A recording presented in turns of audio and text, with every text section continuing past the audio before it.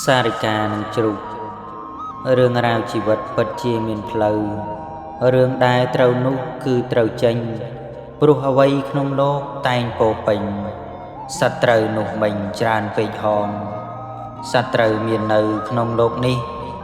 មានច្រើនពេកណាស់ក្រៃកន្លងតែងធ្វើបាបយើងរាល់ដងក្នុងចិត្តសៅមងជាប្រក្រតី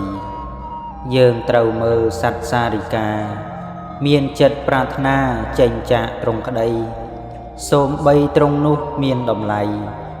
មានកែវចរណៃច្រើនយ៉ាងណាសារិកាមានចិត្តមិនចង់នៅចិត្តតែងចង់ទៅទីនានាចង់ទៅទីកន្លែងដែលសោភាកន្លែងអស្ចារ្យមានសេរីរីឯសត្វជ្រូកនៅក្នុងភក់មានចិត្តជាប់ជក់ក្នុងភក់ដីរីករាយខ្លាំងណាស់ប្រសើរក្រៃដល់ពេលឃ្លានក្តីបានគ្រប់គ្រាន់សត្វជ្រូកមានចិត្តមិនចង់ចេញចាក់ត្រង់នោះមិញដែលគួរគុណ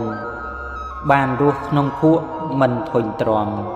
ត្រជាក់ពេកពុនយ៉ាងអស្ចារ្យសត្វជ្រូកពេញចិត្តនៅក្នុងទ្រង់ក្នុងចិត្តមិនចង់ចេញទៅណាមានចិត្តខុសពីសត្វសារិកាក្នុងចិត្តជ្រូកណាជាប់ក្នុងទ្រង់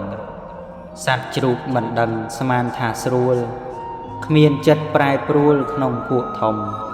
ដល់ពេលជ្រូកធាត់ពេញទំហំកូនស្រីក្រមុំគេរៀបការគេដឹងថាជ្រូកធំហើយធាត់សាច់ខ្លាញ់នឹងភ្នាត់យ៉ាងអស្ចារ្យដល់ពេលឥឡូវកូនរៀបការ